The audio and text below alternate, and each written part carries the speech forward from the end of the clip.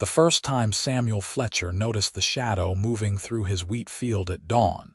He assumed it was a deer come to graze, but when he grabbed his hunting bow and crept closer, he found an orc woman crouched between the rows, carefully examining the irrigation ditch he had been meaning to repair for weeks. Samuel froze, his breath catching in his throat. She had not seen him yet. Her green skin seemed to glow faintly in the early morning light, and her muscular frame was bent over the shallow trench with an intensity that spoke of deep concentration. Small tusks curved up from her lower jaw, and her dark hair was tied back in a practical braid that hung past her shoulders. She wore simple leather clothing, patched and worn, and her hands were covered in old calluses and fresh dirt. For a moment, Samuel debated whether to call out or simply retreat back to his cabin. The war had ended 3 years ago, but tensions between humans and orcs remained high throughout the frontier territories. Most humans in the valley would have reached for a weapon first and asked questions never. But something about the way she was gently clearing debris from the ditch, her movements careful and precise, made him lower his bow. "That section has been blocked since the spring floods," Samuel said, keeping his voice level and non-threatening. The orc woman jerked upright, spinning to face him. Her amber eyes went wide and her hand instinctively moved to the knife at her belt, but she did not draw it. For several long seconds, they stared at each other across the wheat stalks, neither moving. "I did not mean to trespass," she said finally, her voice lower and rougher than a human woman's but clear and articulate. "I will leave." "Wait," Samuel said, surprising himself.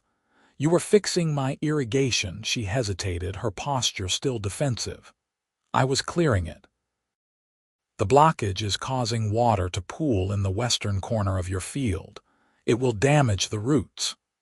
Samuel glanced toward the western section, where indeed the soil had been staying too wet. He had noticed it, but had been too busy with everything else to investigate properly. "How did you know that?" The orc woman did not answer immediately. She seemed to be weighing her words carefully. "I have been watching this land. The water flow changed after the last rain." "You have been watching my farm?" Samuel asked, trying to keep the suspicion from his voice. "Not watching you," she clarified quickly. "Watching the land. I live in the forest to the north." She gestured vaguely toward the tree line. "Your farm sits between my shelter and the river I pass by often." Samuel studied her more closely. She looked lean, almost gaunt beneath the muscle. Her clothes were threadbare, and he could see the outline of her ribs when she breathed. "Are you alone out there?" Her expression closed off immediately. "That is not your concern." "Fair enough," Samuel said, raising his free hand in a gesture of peace. The bow hung loosely in his other hand, pointed at the ground. "Thank you for clearing the ditch. I have been meaning to get to it." She nodded stiffly, clearly expecting him to order her off his property or worse. When he simply stood there, she turned and began to walk away, moving with surprising grace through the wheat without damaging the stalks. "There is bread and cheese in the cabin," Samuel called after her, "if you are hungry." The orc woman stopped but did not turn around. "Why would you offer me food?" "Because you just saved me an afternoon of work, and you look like you could use a meal," Samuel replied honestly. She stood motionless for so long that Samuel thought she might simply continue walking. Then, slowly, she turned back to face him. "Your neighbors would not approve." "My neighbors do not get a vote on what I do with my own bread," Samuel said. A flicker of something that might have been amusement crossed her face, but it vanished quickly. "Humans do not usually show kindness to orcs." "Most orcs do not usually fix human irrigation ditches," Samuel countered. This time, the corner of her mouth definitely twitched upward, though she suppressed it quickly. "I suppose that is fair." She followed him back to the cabin at a careful distance. her eyes constantly scanning the surrounding area as though expecting an ambush.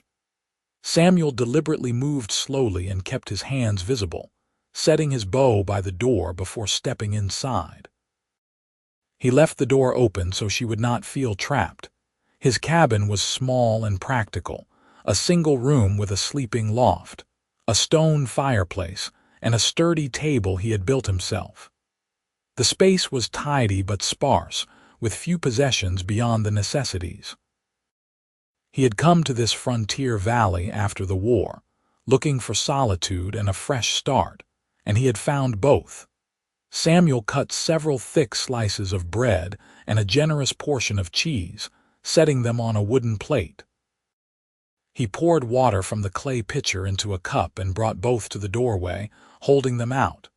The orc woman approached cautiously, taking the offerings with both hands.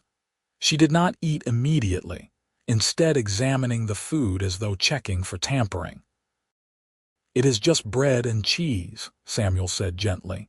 "Nothing added. Forgive me," she said, though her tone suggested she was not actually apologetic. "Caution has kept me alive." "I understand," Samuel replied, and he did. The war had taught everyone to be suspicious. She took a tentative bite, and then another, and then she was eating with the focused intensity of someone who had not had a proper meal in days. Samuel turned away to give her some privacy, busying himself with stoking the morning fire. When she finished, she set the empty plate and cup carefully on the doorstep. "Thank you," she said, the words sounding formal and rehearsed as though she was not used to speaking them. "You are welcome," Samuel said. "What is your name?" Again, that long hesitation. "Grukara." "I am Samuel." "Samuel Fletcher." He paused, then added, "If you need food again, there is usually extra. I do not mind sharing." Grukara's expression was unreadable. "Why are you being kind to me?" "Why did you fix my irrigation ditch?" Samuel asked in return. She had no answer for that, or at least none she was willing to share. She simply nodded once, turned and walked away, disappearing into the wheat field and then into the forest beyond. Samuel did not expect to see her again, but 3 days later, he woke to find his chicken coop had been repaired. The door that had been hanging loose on broken hinges now swung smoothly, and the gap in the back wall where a fox had been getting in was stuffed with carefully woven branches and sealed with mud. The work was crude but effective, and it had clearly been done in the night while he slept. He stood staring at the coop for several minutes, a strange warmth spreading through his chest. Then he went inside and wrapped some smoked meat and dried fruit in cloth, leaving the bundle on the tree stump at the edge of his property where the forest began. By morning, the bundle was gone. Over the following weeks, a pattern emerged. Samuel would find small improvements around his farm, a weak section of fence reinforced, stones cleared from the path, a broken plow handle temporarily splinted with wood and cord. In return, he left food at the tree stump, always carefully wrapped and protected from the weather. They never spoke, never saw each other, but the silent exchange continued. Samuel found himself thinking about Grukara more than he probably should. He wondered where exactly she lived in the forest, what her shelter looked like, why she was alone. The frontier was dangerous for anyone in isolation, but an orc without a clan was particularly vulnerable. If humans found her, they might drive her away or worse. If other orcs found her, they might punish her for whatever had caused her exile. He began to notice other signs of her presence. Tracks near the stream that ran through his southern pasture. Broken branches arranged in a way that suggested someone had climbed a tree to get a better view of the valley. Once, he found a crude snare trap near the rabbit warren on the hill, well made and carefully positioned. Samuel started leaving better food at the tree stump. Fresh vegetables from his garden, a whole loaf of bread instead of just slices, a jar of honey he had traded for at the market in town. He told himself it was simply fair payment for her help, but deep down, he knew it was more than that. 6 weeks after their first encounter, Samuel woke in the middle of the night to the sound of his horse screaming in terror. He grabbed his bow and bolted outside, his heart pounding, and found Grukara standing between his horse and a massive mountain cat, her knife drawn and her body positioned defensively. The cat was enormous, easily twice the size of any Samuel had seen before, its eyes gleaming yellow in the moonlight. It was focused entirely on Grukara, its lips pulled back to reveal fangs as long as daggers. Samuel did not hesitate. He nocked an arrow and drew, but the angle was wrong. Grukara was directly in his line of fire. "Move left," he shouted. Grukara dove to the side without question, and Samuel released the arrow. It struck the mountain cat in the shoulder, causing it to roar in pain and fury. The animal whirled toward Samuel, and suddenly he was the target. The cat gathered itself to spring, and Samuel knew he did not have time to nock another arrow. Then Grukara was there, slamming into the cat's side with her full weight, her knife flashing. The cat twisted, catching her across the ribs with its claws, and she cried out in pain. Samuel finally got his second arrow nocked and put it through the cat's throat. The animal collapsed, twitched once, and lay still. Samuel ran to Grukara, who was on her hands and knees, breathing hard. Blood was spreading across her side, dark and wet.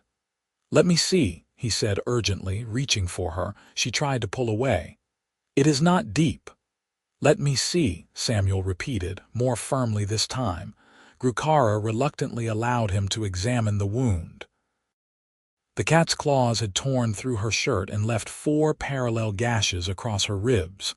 They were bleeding freely but did not look deep enough to be fatal.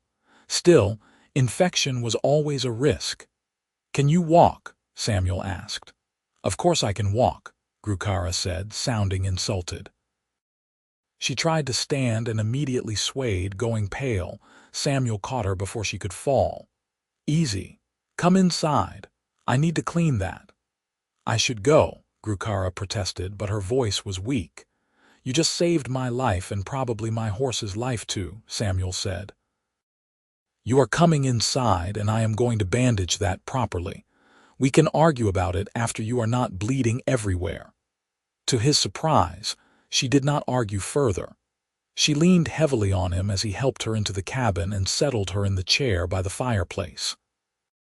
He built up the fire for light and heat, then gathered clean cloth, water, and the jar of salve he kept for wounds. Grukara sat very still as he cleaned the gashes, though he could see her jaw clench with pain. Up close in the firelight, he could see the faint scars that marked her arms and shoulders, evidence of a hard life and many fights. Her skin was warmer than he expected, and her muscles were like iron beneath his hands. "This is going to hurt," Samuel warned as he prepared to apply the salve. "Pain is nothing new," Grukara said quietly. He worked as gently as he could, and she did not make a sound, though he saw her hands grip the edge of the chair hard enough that her knuckles turned pale. When he finished bandaging her ribs, he sat back. "Thank you," he said. "For protecting my horse, for everything, really. All the repairs you have been making." Grukara looked away, staring into the fire. "I did not do it for thanks." "Then why did you do it?" She was silent for a long time. The fire crackled and popped, and outside, Samuel could hear his horse settling down. The immediate danger passed. Finally, Grukara spoke, her voice so low he had to lean forward to hear. "I have been alone for 8 months. Cast out from my clan for refusing to participate in a raid on a human settlement. The war was over, but many of my people still clung to old hatreds." She paused, her expression distant. "I have been surviving, but it is not the same as living. When I found your farm, I watched you for a while. You work hard, you do not waste, You treat your animals well. You are alone but not cruel in your solitude. So you decided to help me, Samuel asked softly. I learned your routine, Grukara admitted. I memorized what you did each day. When you woke, when you tended the chickens, when you worked the fields, when you went to the river. I learned which tasks you struggled with, which repairs you kept putting off. I thought perhaps if I helped with small things without asking or being seen, I could feel useful again. Feel like I belonged somewhere, even if it was only in the shadows. Samuel's chest tightened at the loneliness in her words. You do not have to stay in the shadows. Grukara's laugh was bitter. I am an orc, Samuel Fletcher. If your neighbors knew I was here, they would come with torches and pitchforks. You would be shunned for harboring me. Then my neighbors can mind their own business, Samuel said firmly. You are welcome here, properly welcome, not just hiding in the forest and sneaking around at night. You do not know what you are offering, Grukara said, finally meeting his eyes. The prejudice runs deep. It could cost you everything. This farm is all I have, and it is more than I need, Samuel replied. I came here to get away from people anyway. If they want to avoid me because I treat someone with basic decency, that suits me fine. Grukara stared at him for a long moment, searching his face for any sign of deception or ulterior motive. Whatever she saw must have satisfied her because some of the tension left her shoulders.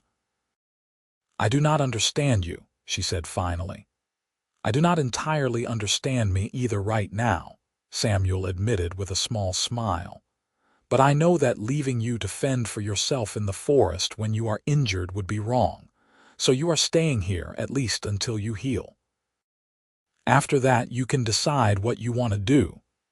And if I decide I want to stay longer, Grukara asked, the question tentative, almost fearful. Then you stay longer, Samuel said simply. There is plenty of work for 2 people, and I have been meaning to expand the vegetable garden. I could use the help. Something shifted in Grukara's expression, a crack in the armor she wore. I am good with plants. My mother taught me before. She stopped abruptly, closing off that line of conversation. Then we will work the garden together, Samuel said, not pushing for information she was not ready to share. For now, you should rest. The loft has a better bed than the chair, and I can sleep down here. I will not take your bed, Grukara protested. You are injured, and you will take the bed, Samuel said in a tone that brooked no argument. I have slept in worse places than a chair by a warm fire. This time, Grukara did not argue. She was clearly exhausted, and the blood loss had weakened her more than she wanted to admit. Samuel helped her up the ladder to the loft, which was not easy given her injury, but she was stubborn and determined. Once she was settled, he returned downstairs and dragged the chair closer to the fire. He did not sleep much that night. Every time Grukara shifted or made a sound, he found himself alert and listening, worried the wound might be worse than it appeared or that fever might set in. But when dawn came and he climbed the ladder to check on her, she was sleeping peacefully, her breathing deep and steady. Samuel went about his morning chores quietly, tending the chickens and the horse, checking the fields, drawing water from the well. When he returned to the cabin, Grukara was awake and attempting to climb down from the loft, moving stiffly. You should rest, Samuel said immediately. I have rested, Grukara replied. Now I need to move or I will stiffen completely. She had a point.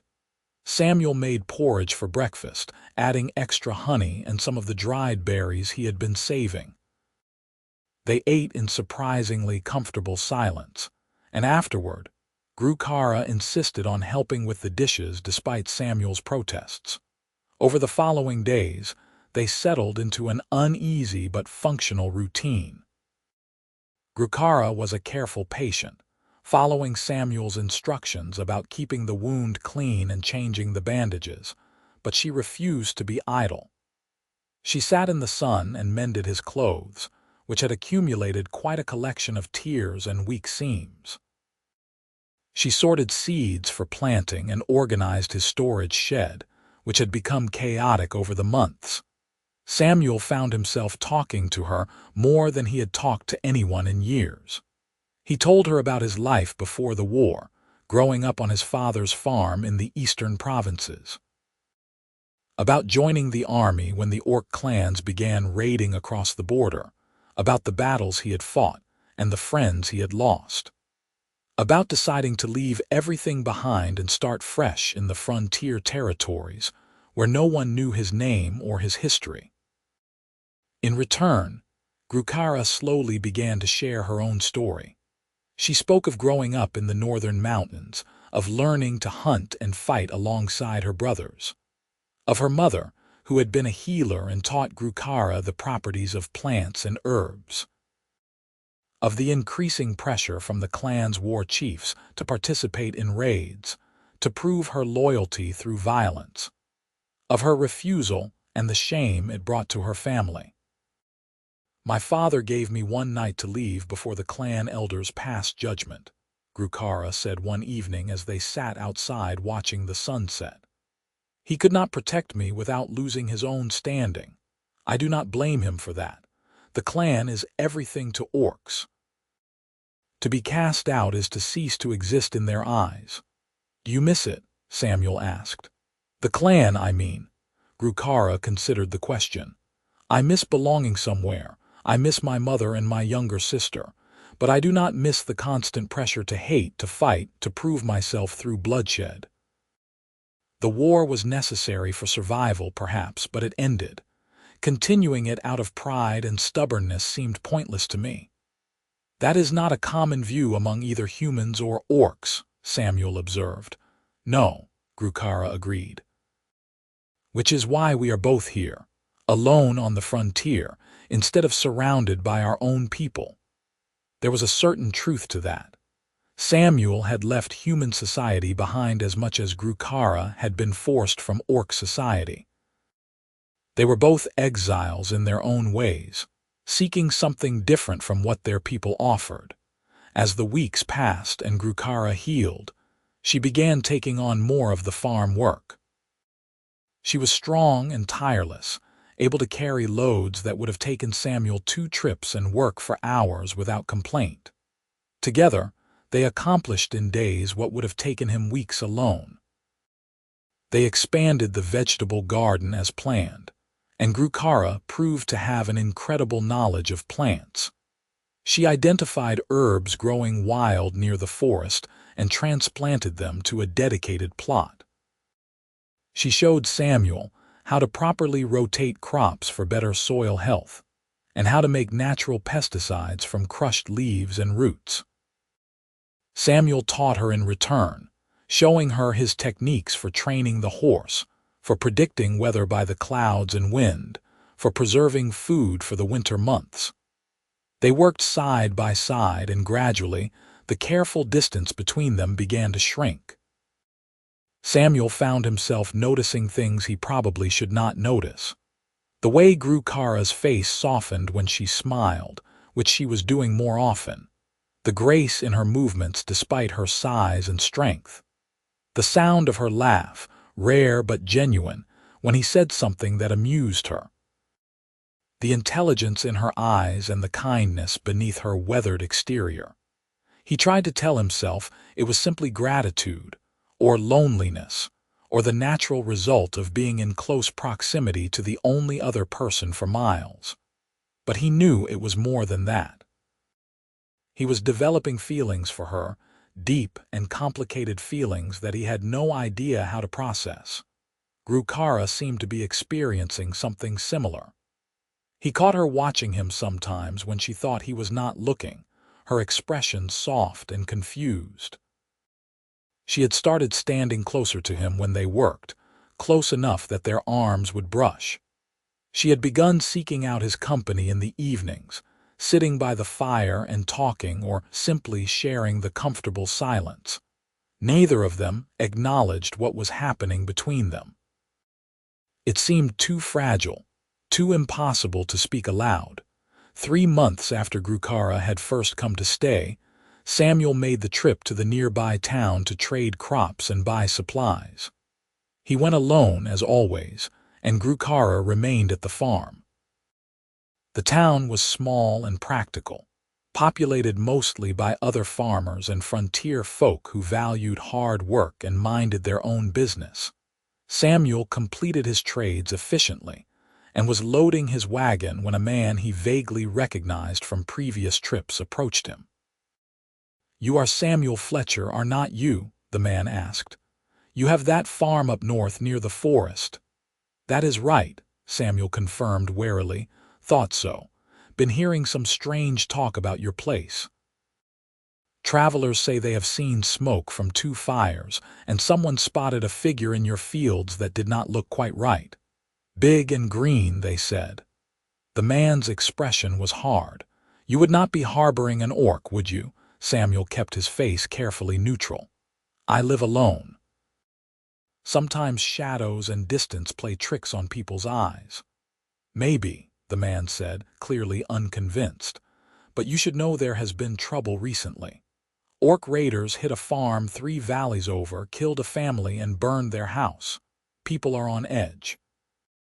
If they thought someone was sheltering an orc, especially a war veteran like yourself, they would take it poorly." "There have been no orc raids in this valley," Samuel pointed out. "Not yet," the man said darkly. "But once they find one sympathizer, more follow. Just a friendly warning, Fletcher. Be careful who you trust out there in the wilderness." The man walked away, and Samuel finished loading his wagon with hands that were not entirely steady. The threat had been clear, even if it was couched in friendly terms. If the townspeople suspected Grukara was at his farm, they might come looking, and they would not come with good intentions.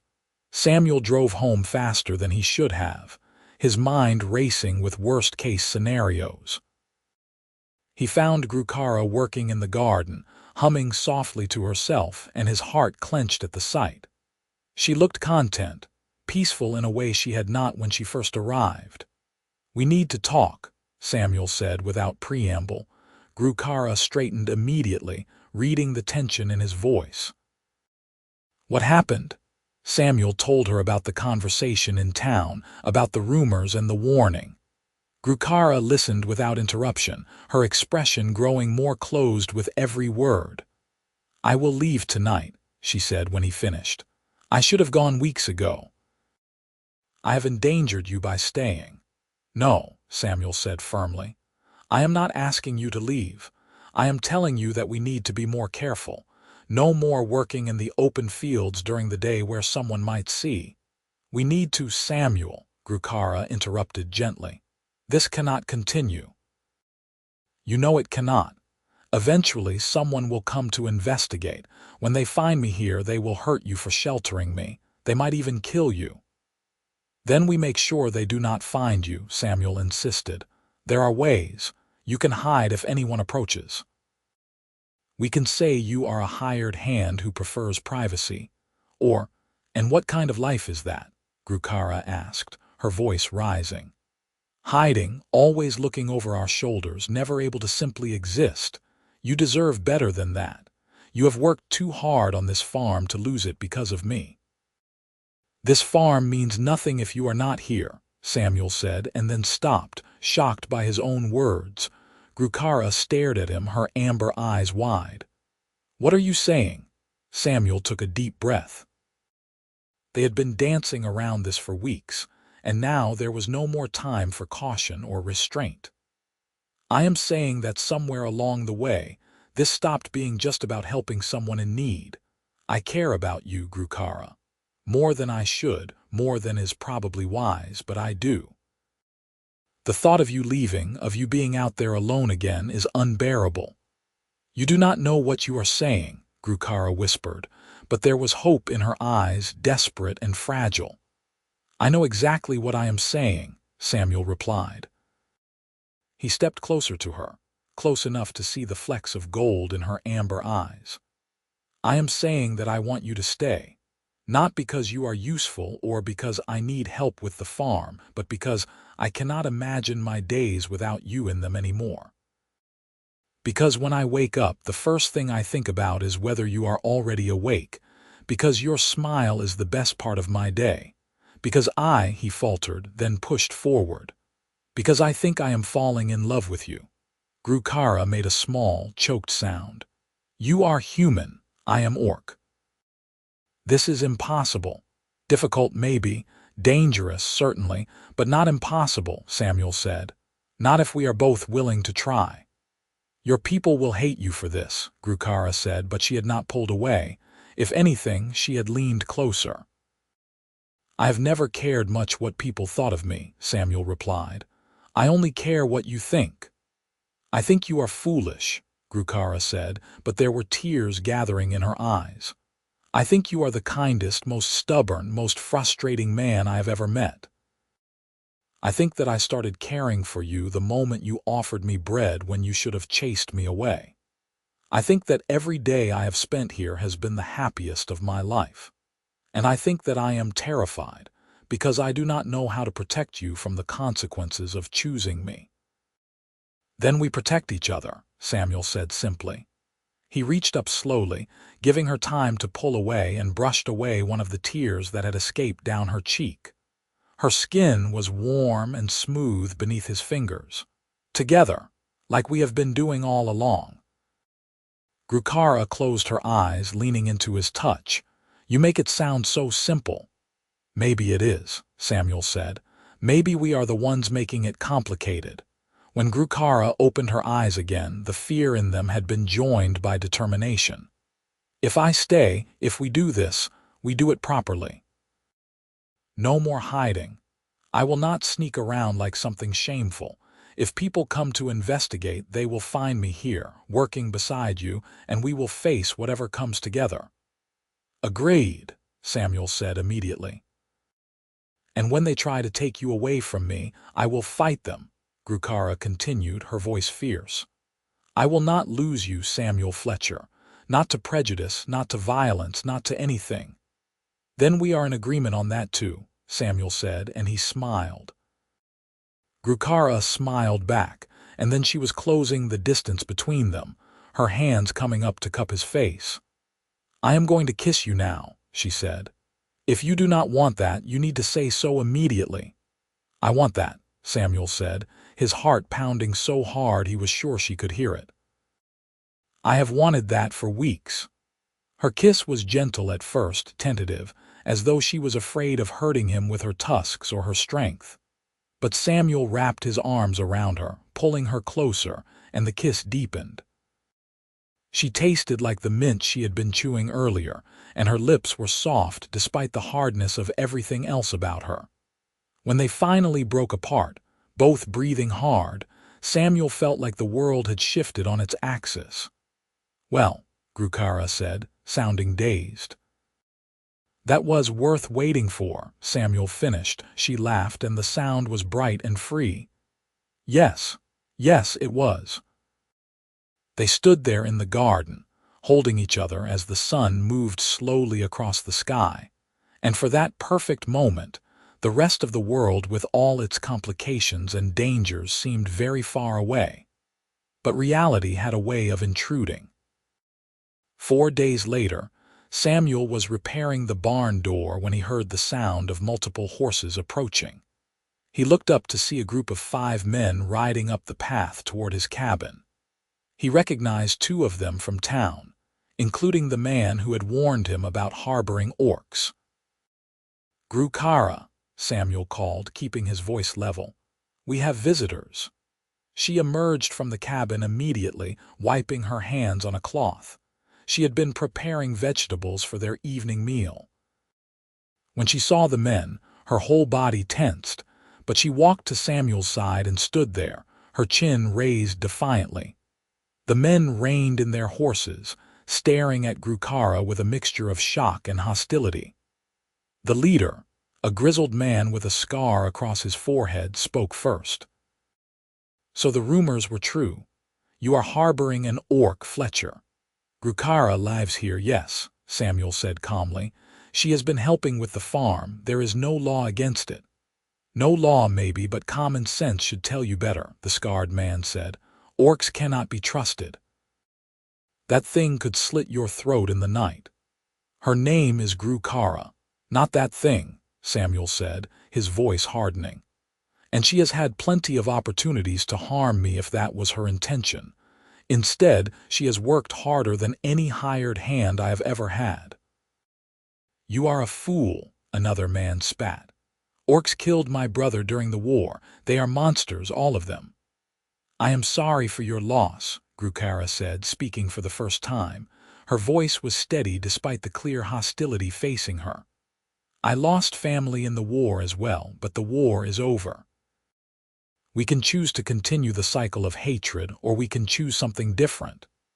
"Fancy words from a savage," the scarred man said, "but actions speak louder. There was an orc raid 3 valleys over. A family died. How do we know you were not involved?" "I have been here for months," Grukara replied. "Samuel can verify that. And if you bothered to investigate properly, you would find that the raiders came from the eastern mountains, not from this region. I am alone, and I have been alone since my clan cast me out for refusing to raid human settlements." The men exchanged uncertain glances. Clearly, that information did not fit with their assumptions. "Even if that is true, you do not belong here," the scarred man said, though he sounded less certain now. "Your kind and ours do not mix. It is not natural." "Then I suppose nature will have to adjust," Samuel said firmly, "because Grukara is staying. This is my land, and I will choose who lives on it. If that bothers you, you are welcome to leave and not come back." "People will not accept this," another man warned. "They will stop trading with you. You will be shunned." "Then I will be shunned," Samuel said. He reached over and took Grukara's hand, lacing his fingers through hers. "I have made my choice." The men stared at their joined hands as though witnessing something obscene. The scarred man shook his head slowly. "You are making a mistake, Fletcher, but it is your mistake to make, I suppose. Just do not expect any help from the rest of us when it all goes wrong." "I will not," Samuel assured him. The men turned their horses and rode away, though Samuel could see them looking back several times, their expressions ranging from disgust to confusion to something that might have been reluctant respect. When they were gone, Grukara let out a long breath. "That went better than I expected. I thought they might try to take me by force." "They thought about it," Samuel said, "but they know I am a veteran. They were not sure they could take me without casualties, and they were not committed enough to the cause to risk dying over it." "Will they come back?" Grukara asked. "Maybe. But probably not," Samuel said. "They delivered their message and made their disapproval clear. Now it is up to us to prove that we can make this work." "No pressure," Grukara said dryly, but she squeezed his hand. The next few weeks were tense. Samuel made his regular trip to town and found, as predicted, that several people refused to trade with him. But others, to his surprise, were willing to do business regardless of their personal opinions. One old woman even pulled him aside and whispered that she thought what he was doing was brave, though she could never say so publicly. More importantly, no more groups came to the farm to investigate or threaten. It seemed the community had decided to handle the situation by simply ostracizing Samuel rather than taking more direct action. It was not ideal, but it was livable. Grukara threw herself into the farm work with renewed dedication, as though she could somehow justify her presence through sheer productivity. Together, they accomplished more than Samuel would have thought possible. The fields were thriving, the animals were healthy, and the cabin had never been in better repair. They also grew closer in ways that had nothing to do with work. In the evenings, they would sit together by the fire, talking about everything and nothing. Grukara taught Samuel phrases in the orc language, laughing at his terrible pronunciation. Samuel taught her to play the simple wooden flute his father had carved for him years ago, and though she was clumsy with it at first, she was determined to learn. They kissed often, stealing moments throughout the day, a quick brush of lips when passing each other in the cabin, a longer embrace in the privacy of the barn, a slow and tender exploration in the darkness before sleep. Samuel marveled at how natural it felt to be with her, how right it seemed despite every social convention telling him it was wrong. One evening, about 5 months after Grukara had first come to stay permanently, Samuel was working on a surprise. He had been carving a wooden bracelet in secret, using a particularly beautiful piece of oak, and decorating it with a simple pattern that combined human and orc design elements. It was not much, but he wanted to give her something that symbolized what they were building together. He was so focused on his work that he did not hear Grukara approach until she was standing right behind him. "What are you making?" she asked curiously. Samuel jumped, nearly dropping the bracelet. "It is supposed to be a surprise," he said, trying to hide it. Grukara caught his hand gently, turning it to see what he was holding. Her eyes widened when she saw the bracelet. "Is that for me?" "It is not finished yet," Samuel said, suddenly embarrassed. "I was going to polish it," and he was cut off when Grukara kissed him, deeply and thoroughly, her arms wrapping around him and pulling him close. When she finally pulled back, there were tears in her eyes again. "It is beautiful," she whispered. "The most beautiful thing anyone has ever made for me." "I have not finished it yet," Samuel protested, but he was smiling. "I do not care. I love it." She paused, then added softly, "And I love you, Samuel Fletcher. I should have said it before now, but I was afraid. Afraid that speaking it out loud would somehow make it more real and therefore more fragile. But I am done being afraid. I love you." Samuel felt his throat tighten with emotion. "I love you too, Grukara, more than I thought I could love anyone." They held each other for a long time, the unfinished bracelet pressed between them, a symbol of something still being created, still being shaped, but already precious beyond measure. Summer gave way to autumn, and the farm prepared for winter. They worked long hours harvesting crops, preserving food, and ensuring everything was secure before the snows came. Samuel had always found this time of year stressful when he was alone, racing against the weather to complete essential tasks. With Grukara's help, the work was still difficult but manageable, and there was even time to enjoy the beauty of the changing season. The first major snowfall came in late autumn, heavy and sudden, blanketing the farm in white.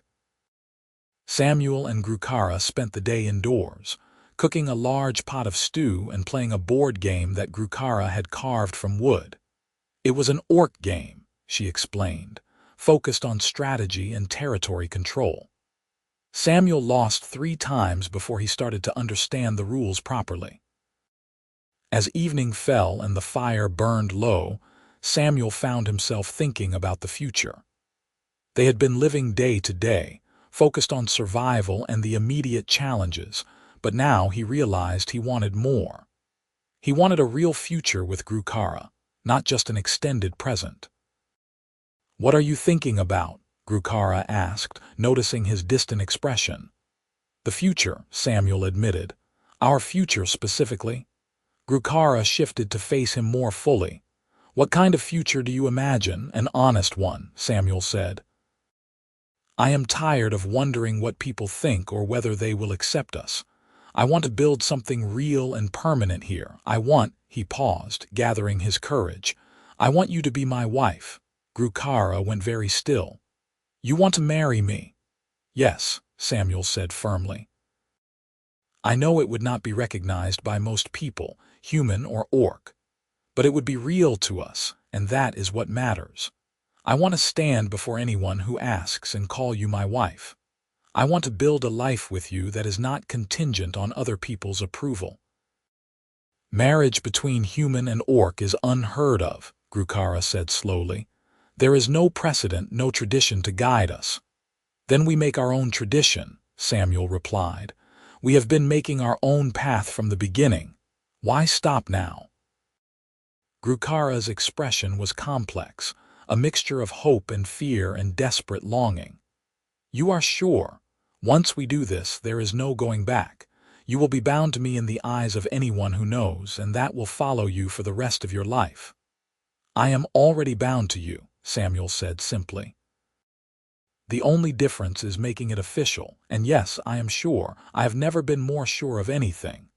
A smile spread slowly across Grukara's face, transforming her features with joy. Then yes, Samuel Fletcher, I will marry you. I will be your wife and you will be my husband, and anyone who does not like it can answer to me. Samuel laughed and pulled her into his arms. They kissed, and this time there was a promise in it, a commitment that went beyond words. They held their ceremony on the winter solstice, the longest night of the year, which Grukara explained had significance in orc culture as a time of endings and beginnings. There was no priest or witnesses, just the two of them and the silent snow-covered land. They dressed in their best clothes, which was not saying much given their frontier lifestyle. But Grukara had embroidered flowers onto her shirt, and Samuel had polished his boots until they shone. They stood facing each other in front of the cabin as the sun set, the sky turning brilliant shades of orange and pink. Samuel had researched human marriage vows, and Grukara had adapted traditional orc bonding promises.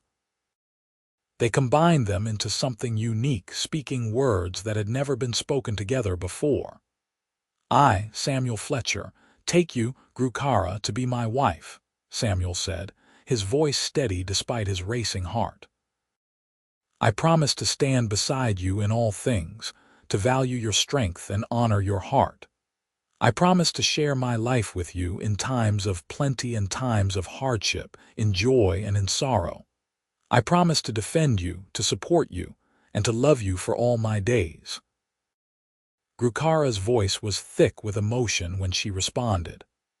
I, Grukara, take you, Samuel Fletcher, to be my husband.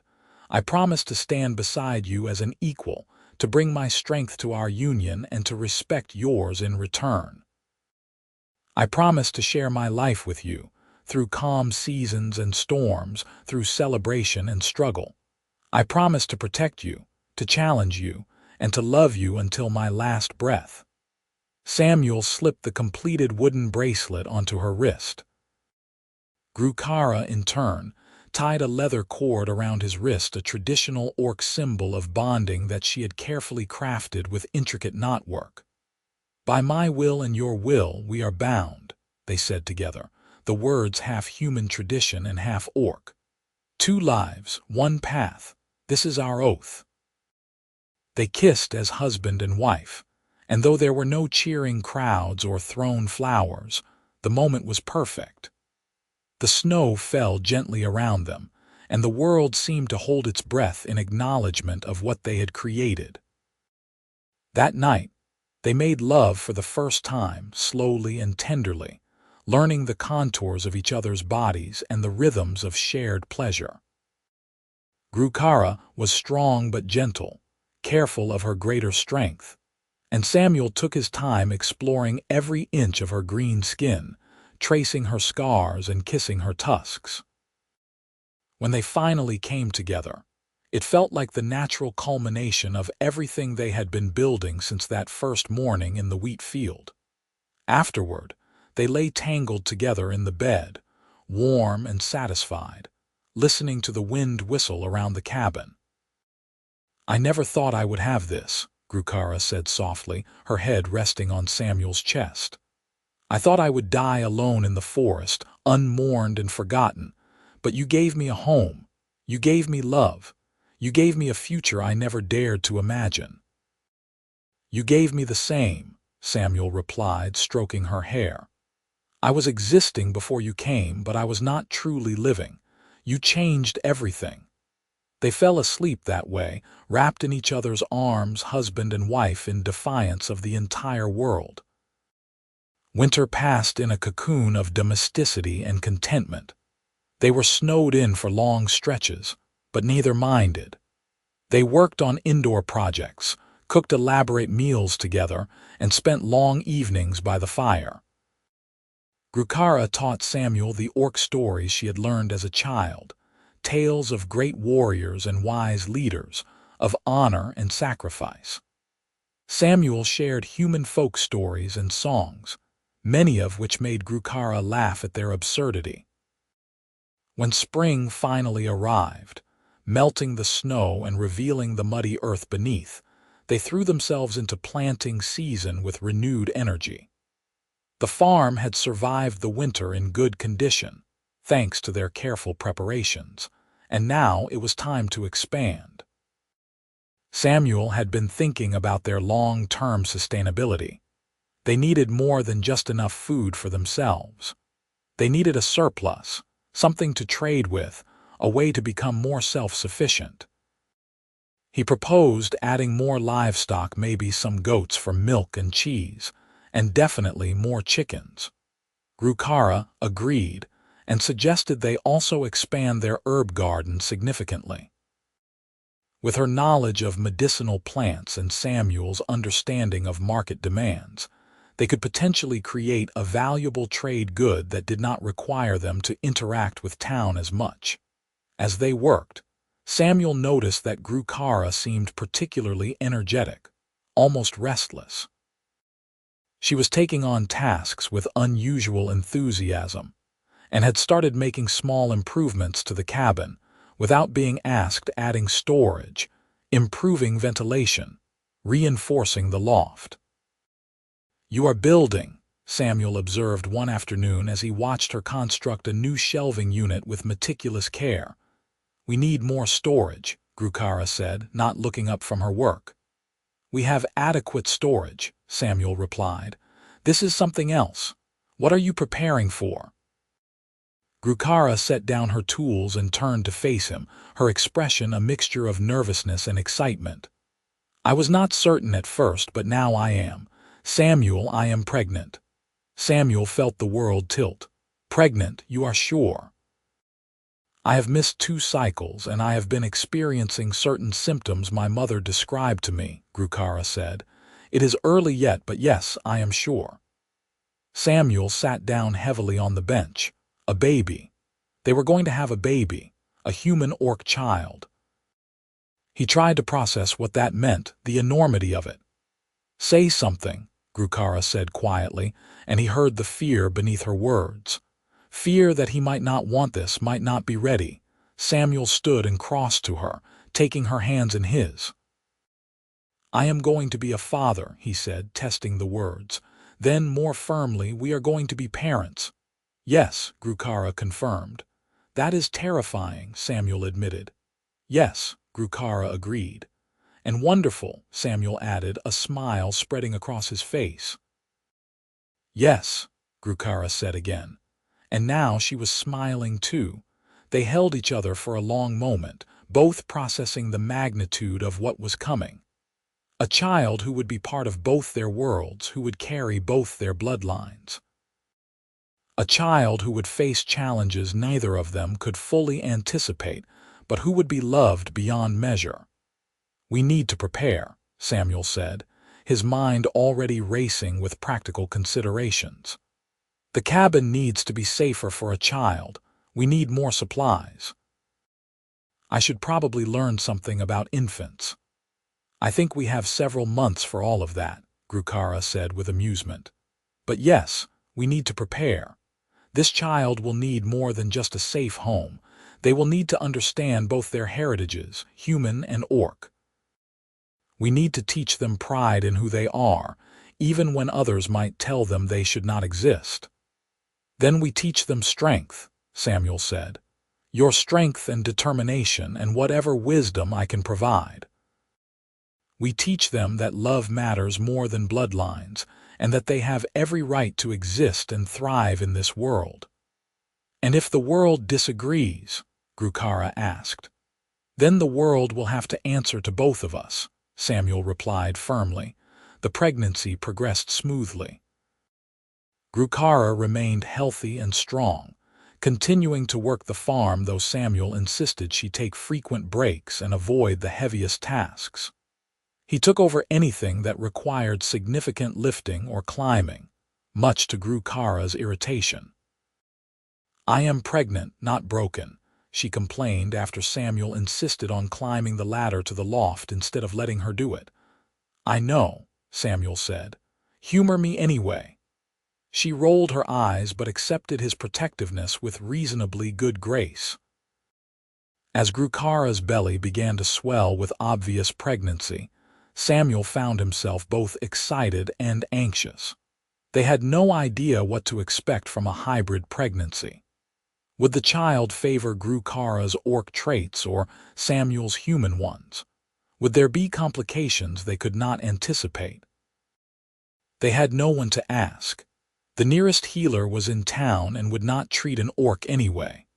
Grukara remembered some of what her mother had taught her about childbirth, but orc pregnancies might be different from what was coming. "We will figure it out," Grukara said with a confidence Samuel wished he felt.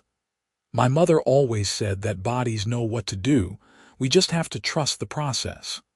Summer arrived hot and demanding. Samuel made his trip to town and returned with supplies, including cloth for baby clothes and swaddling blankets. The old woman who had supported him before slipped him a small wooden rattle, hand-carved and smoothed. "For the little one," she whispered, "when the time comes." Samuel was touched beyond words.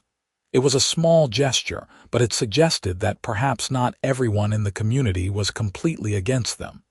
As Grukara's due date approached, Samuel became increasingly nervous. He checked and rechecked their preparations, the birthing supplies Grukara had gathered, the cradle he had built, the stores of food and water.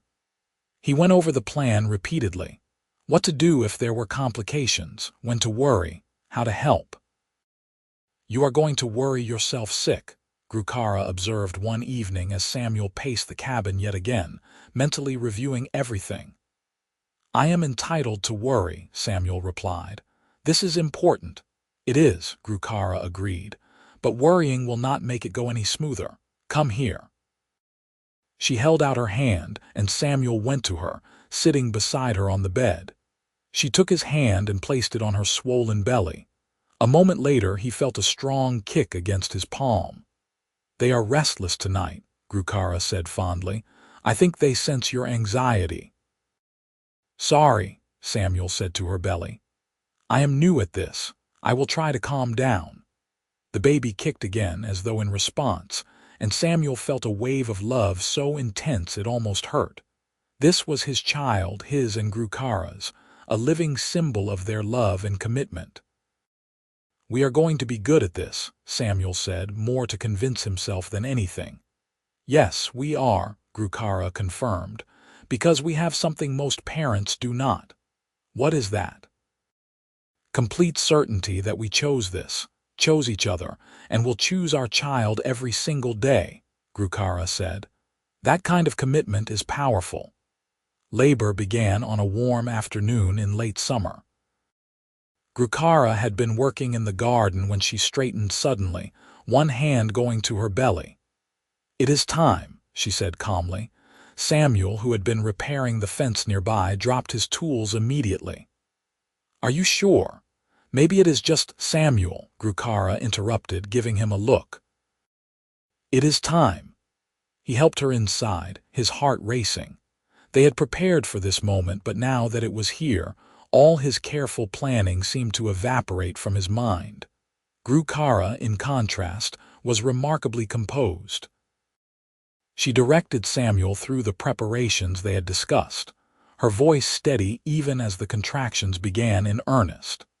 She had decided to give birth in the traditional orc position, squatting rather than lying down, and Samuel helped her get comfortable with cushions and support.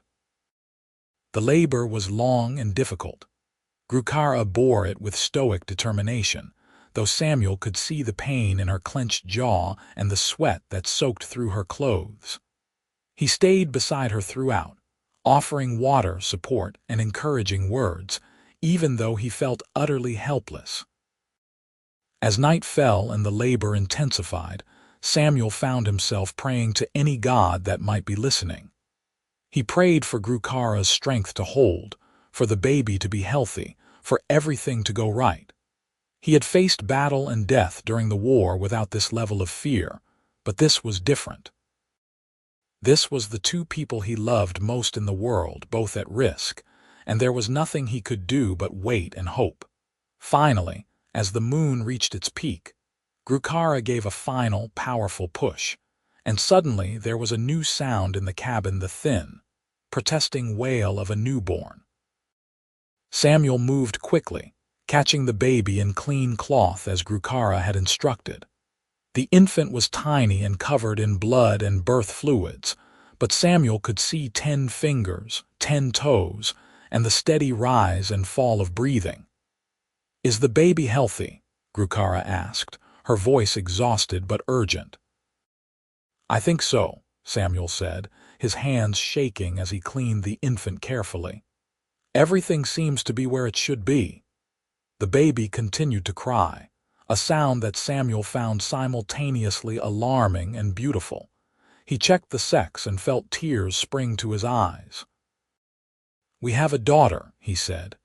"Grukara, we have a daughter." He brought the baby to Grukara, who gathered the infant to her chest with trembling arms. The baby quieted almost immediately, seeming to recognize her mother's scent or heartbeat. Samuel took care of the afterbirth and cleaned up while Grukara bonded with their daughter.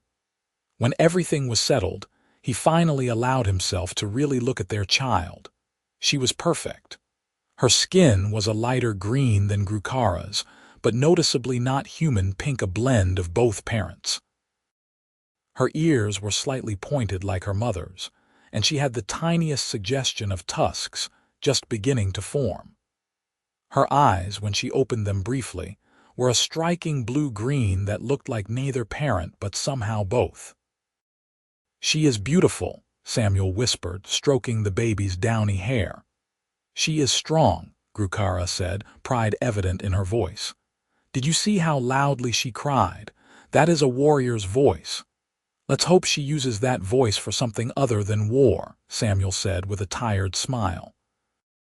They lay together in the bed, the three of them, as dawn began to break outside. Samuel felt exhausted and exhilarated in equal measure. They had done it. They had created a new life, a bridge between two worlds, a symbol of hope and possibility. "What should we name her?" Grukara asked.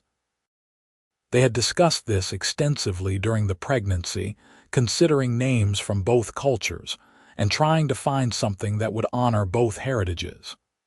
"I was thinking Kara," Samuel suggested. "It is close to your name, but simple enough for humans to say easily." "Kara," Grukara tested the name. "I like it, and for a middle name, your mother's name," Samuel offered. To honor her memory, Grukara's eyes filled with tears. "My mother's name was Thurga, Kara Thurga Fletcher." She looked down at their daughter. "What do you think, little one?" "Do you like your name?" Baby Kara yawned, completely unconcerned with such weighty matters, and Grukara laughed through her tears. The first weeks with a newborn were exhausting and overwhelming. Kara needed to be fed constantly, and neither parent was getting much sleep.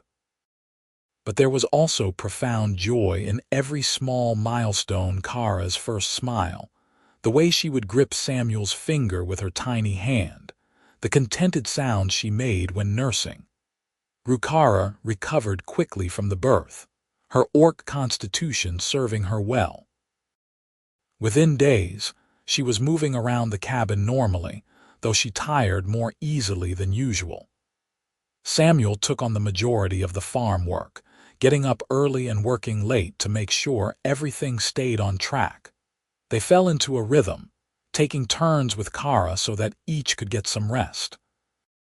Samuel discovered that he was actually quite good at soothing the baby. He would walk her around the cabin, singing the old songs his mother had taught him, and Kara would settle against his chest and sleep. One afternoon, about a month after Kara's birth, Samuel was outside hanging laundry when he saw a figure approaching from the forest. He immediately tensed, his hand moving to the knife at his belt.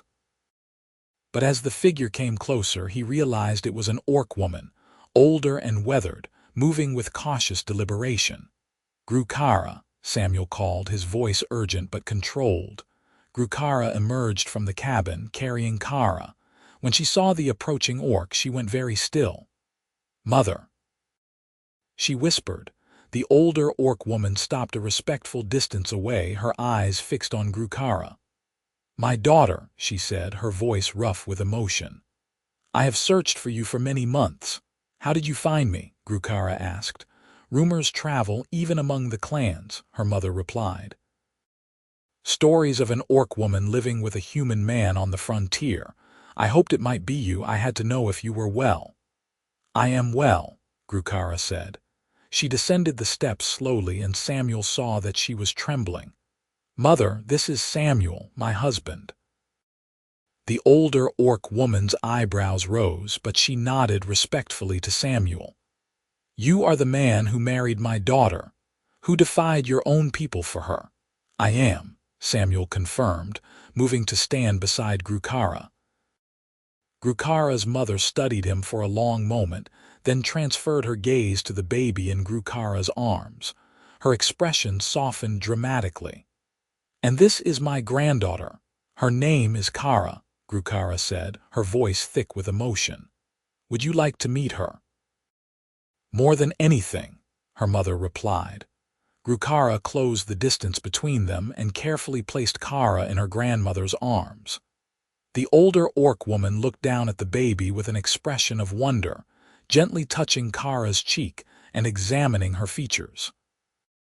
"She carries both bloodlines," she observed. "She will be strong and beautiful and unique." She looked up at Grukara. "You have done something unprecedented, my daughter. I am proud of you." Grukara's tears spilled over. "I thought you would hate me for being cast out, for bringing shame to the family." "Never," her mother said firmly. "I was angry at the clan elders for their stubbornness, but never at you. You chose honor over violence, and that took more courage than any battle. And now you have chosen love over tradition, which takes even more courage."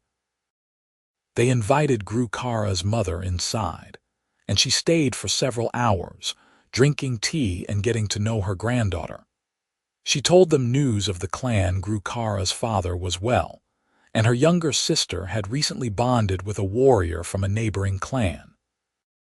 The war tensions continued to ease in most regions, though some clans still clung to old hatreds. "Your father wanted to come," she told Grukara, "but he could not leave without drawing attention. His position as an elder requires him to maintain certain appearances. But he sent his love, and he wants you to know that you are always his daughter no matter what the clan says." "Tell him I understand," Grukara said, "and that I love him too." As evening approached, Grukara's mother prepared to leave. She hugged her daughter tightly, then surprised Samuel by hugging him as well. "Take care of my daughter and granddaughter," she said. "I know you will, but I say it anyway. It is a mother's privilege." "Always," Samuel promised. She kissed Kara's forehead one last time and then walked away into the gathering darkness, disappearing into the forest as silently as she had come.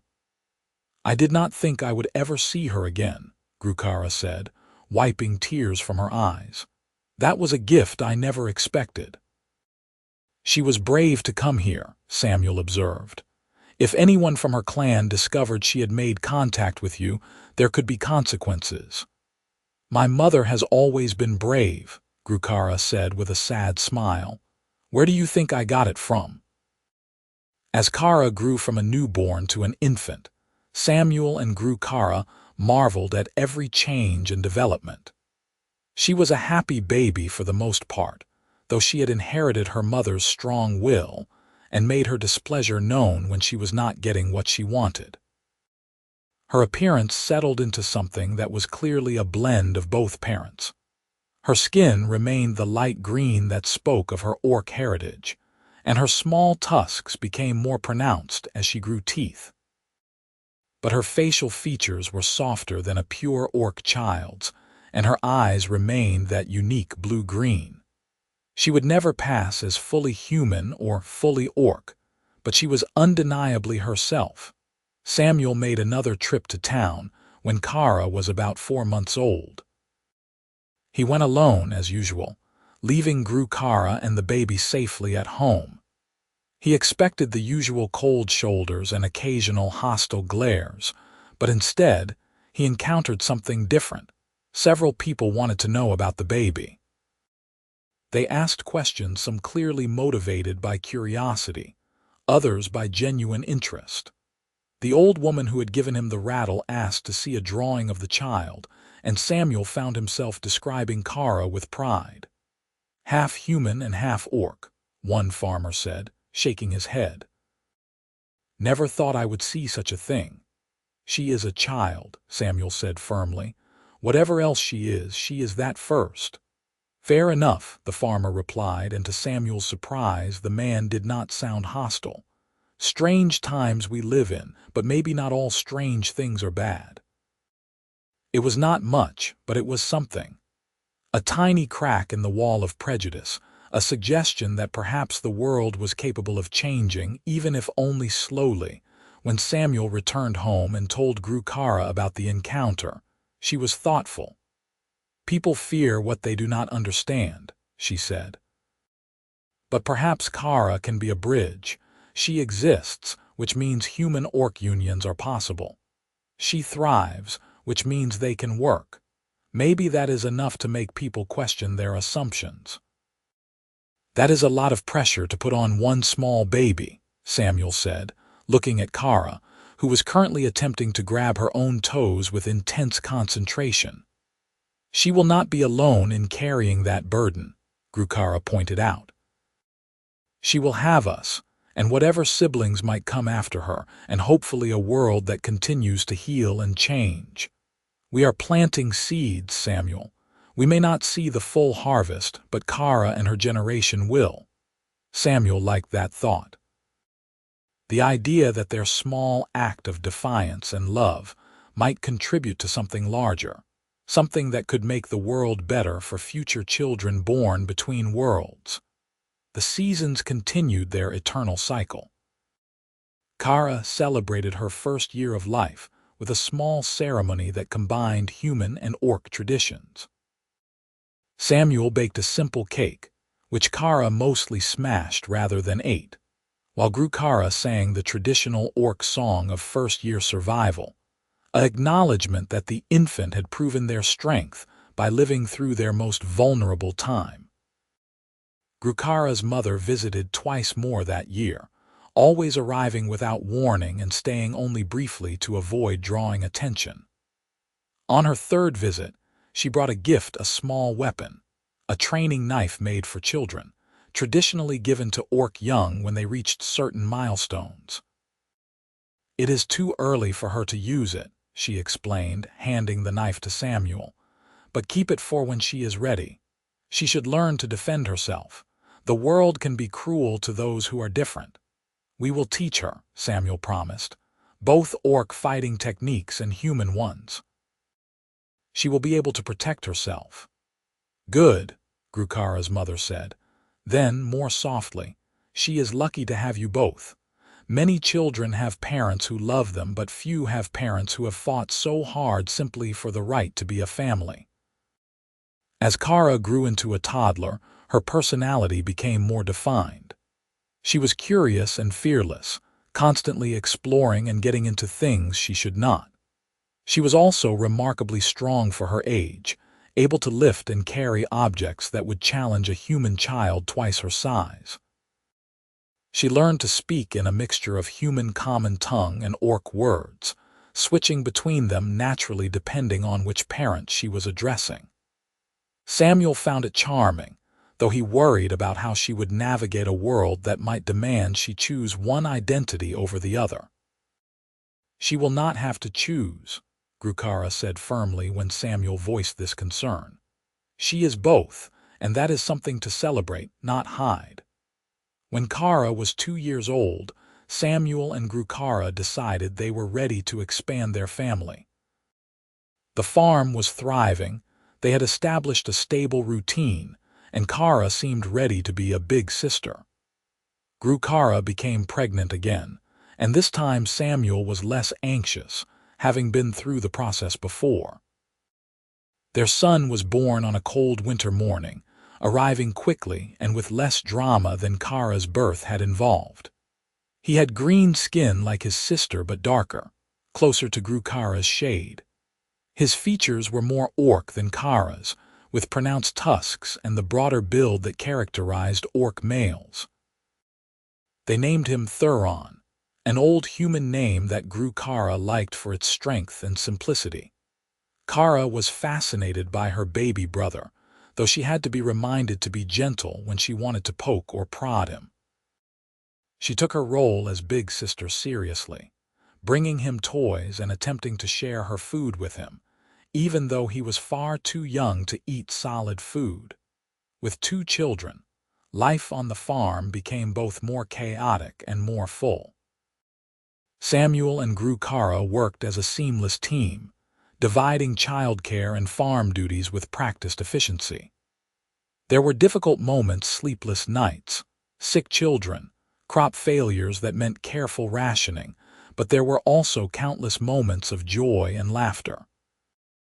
Samuel would never forget the first time Kara called him Papa with clear intention, or the first time Thuron smiled at him, or the sound of both children laughing together as they played in the yard.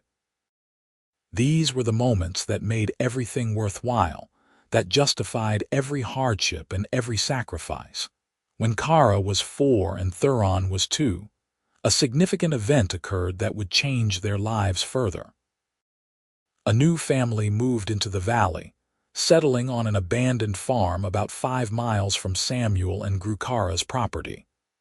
The family included a human man, his human wife, and their 3 children. Samuel met them when he made his regular trip to town for supplies. The man, whose name was Simon Fields, seemed tired but friendly. When he learned where Samuel's farm was located, his expression became thoughtful. "You are the man who married an orc woman, are not you?" Simon asked. "We heard about you before we moved here."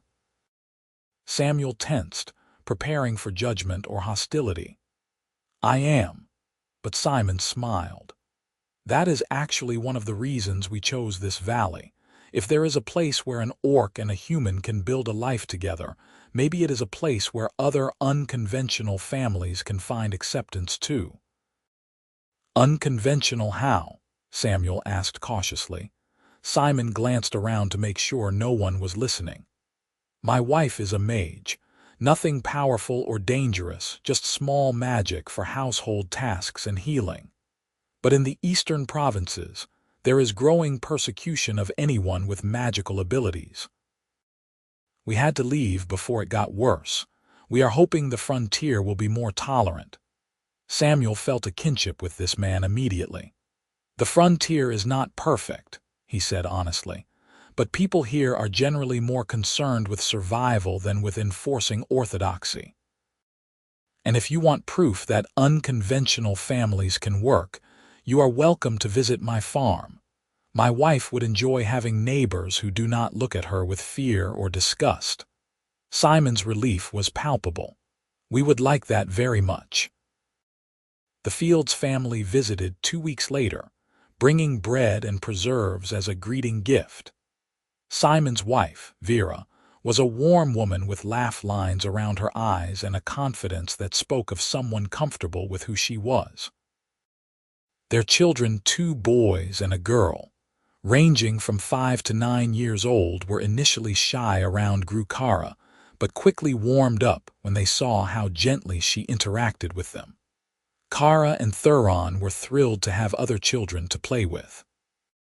The 6 children ran around the yard together, their laughter filling the air. The adults sat on the porch, drinking tea and talking. "This is nice," Vera said, watching the children play.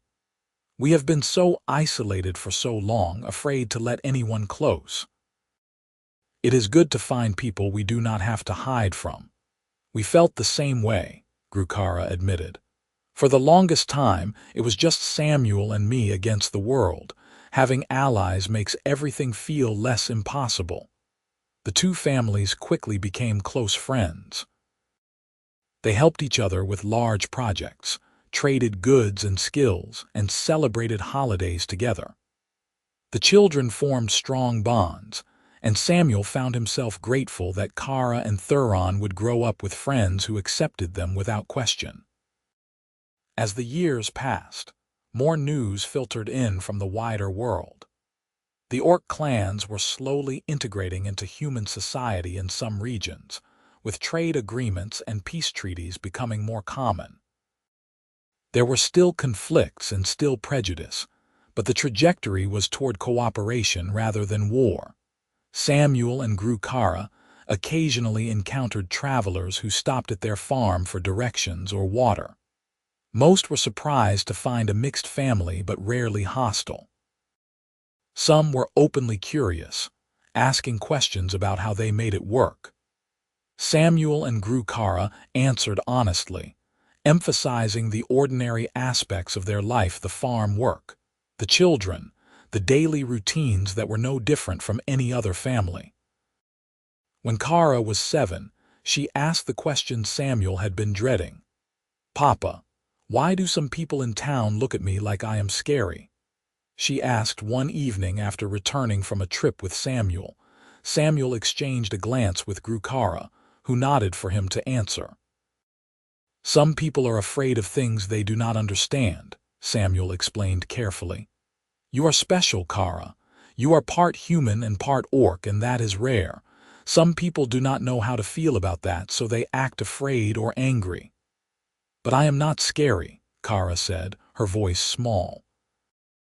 "I do not want to hurt anyone." "We know that, sweetheart," Grukara said, pulling Kara into her lap. "And people who take the time to know you will know that too. But not everyone will take that time, and that is their loss, not yours. You are exactly who you are supposed to be." "Will it always be like this?" Kara asked. "It will get better," Samuel promised. "The world is changing, slowly but surely. By the time you are grown, I think it will be different, and people like you who exist between worlds will help make it different." Kara seemed to accept this explanation, though Samuel knew they would have to have many more conversations like this as she grew older. Thuron would face the same questions eventually, and Samuel and Grukara would need to help both children develop the strength and confidence to handle a world that might not always welcome them. But for now, they had a home, a family, friends, and each other. They had built something real and lasting in defiance of everyone who said it could not be done. They had created a space where love mattered more than bloodlines, where difference was celebrated rather than condemned. On quiet evenings, after the children were asleep and the farm work was done, Samuel and Grukara would sit together on the porch, watching the sun set over the fields they had worked together. Grukara would lean against Samuel, and he would wrap his arm around her, and they would talk about their day or simply enjoy the comfortable silence. These were the moments Samuel treasured most. The simple, ordinary moments that might seem unremarkable to outsiders but represented everything he had fought for. The right to love who he chose, to build a family, to live without apology or shame. "You ever regret it?" Grukara asked one evening, seemingly out of nowhere. "Choosing me, choosing this life?" Samuel did not even have to think about his answer. "Never, not once. You are the best decision I ever made. Even with all the difficulty, the prejudice, the isolation, the challenges. Especially because of all that," Samuel said. "Easy things are not usually worth having. We fought for this, and that makes it more precious." Grukara smiled and kissed him softly. "I love you, Samuel Fletcher." "I love you too, Grukara Fletcher," Samuel replied, and his heart was full. Years continued to pass, and the farm prospered. Kara and Thuron grew into capable young people who worked alongside their parents and learned the skills they would need to make their own way in the world.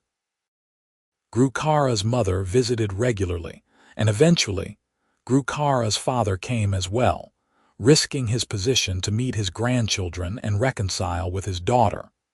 The valley attracted more unconventional families, people seeking refuge from prejudice and persecution elsewhere. A small community formed, diverse and accepting, bound together by shared values rather than shared bloodlines. Samuel's farm became something of a gathering place, and he and Grukara found themselves hosting regular dinners and celebrations.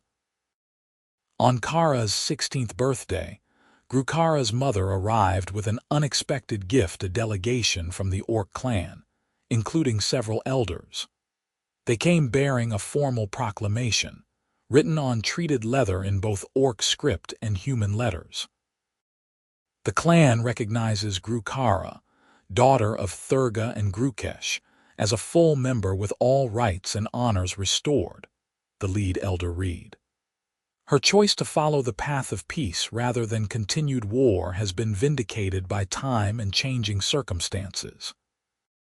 She is welcome to return or to remain in her chosen home with the clan's blessing. Grukara stared at the proclamation, tears streaming down her face. "After all these years, you are saying I am no longer exiled." "You never should have been," the elder said, and there was genuine regret in his voice. "We were wrong. You were brave when we were foolish. We hope you can forgive the years that were taken from you." "I have built a new life here," Grukara said slowly. "My family is here, my home is here. But to know that I am welcome among my people again means more than I can say." The elders also brought gifts for Kara and Thuron, traditional Orc weapons, beautifully crafted and marked with the clan symbol. "You are part of our clan by blood," the elder told them. "And you will always have a place among us if you choose to visit or to learn our ways." The delegation stayed for the birthday celebration, joining the mixed group of humans, orcs, and various others who had become part of Samuel and Grukara's extended community. It was a symbolic moment, a concrete example of how much the world had changed. That night, after everyone had left and the children were asleep, Samuel and Grukara stood together looking out at the farm they had built from nothing. "We did it," Grukara said softly. "We made a life together. We raised children. We helped change the world, even if only a little." "More than a little," Samuel disagreed.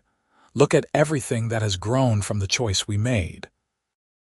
The people who found refuge here, the friendships that formed, the children who are growing up knowing that love can cross any boundary. That is not a small thing." "No," Grukara agreed. "It is not." She turned to face him, and in her eyes, Samuel saw the same love and determination that had drawn him to her all those years ago in the wheat field.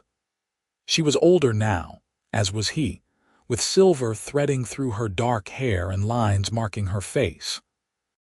But she was still the most beautiful thing he had ever seen. "Thank you," Grukara said, "for seeing me that first day, for offering me bread when you could have offered violence, for choosing love when the world told you to choose fear, for giving me a home and a family and a future I never dreamed possible." "Thank you for fixing my irrigation ditch," Samuel replied with a smile, "for memorizing my routine and helping without asking, for being brave enough to hope when hope seemed foolish, for loving me and building this life with me." They kissed, and it felt the same as it had on their wedding day, on their first day, on every day in between. It felt like promise and possibility, like love that had weathered every storm and emerged stronger. In the distance, The sun finally dipped below the horizon, painting the sky in shades of gold and crimson. A new day would come tomorrow, bringing new challenges and new joys.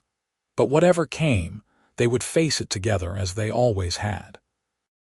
Samuel and Grukara stood together in the gathering darkness, their hands intertwined, their hearts joined, their future bright with possibility. They had proven that love could bridge any divide, that family could be chosen as well as born, that hope and determination could overcome even the deepest prejudice. They had built a home. They had raised children. They had helped change the world. And they had done it all together, one day at a time, one act of love at a time, one quiet revolution at a time. This was their happily ever after, not perfect but real, not easy but worth every struggle. And as they walked back into the cabin together, ready to begin another night and wake to another day, they knew that they had everything they had ever needed. They had each other, and that had always been enough.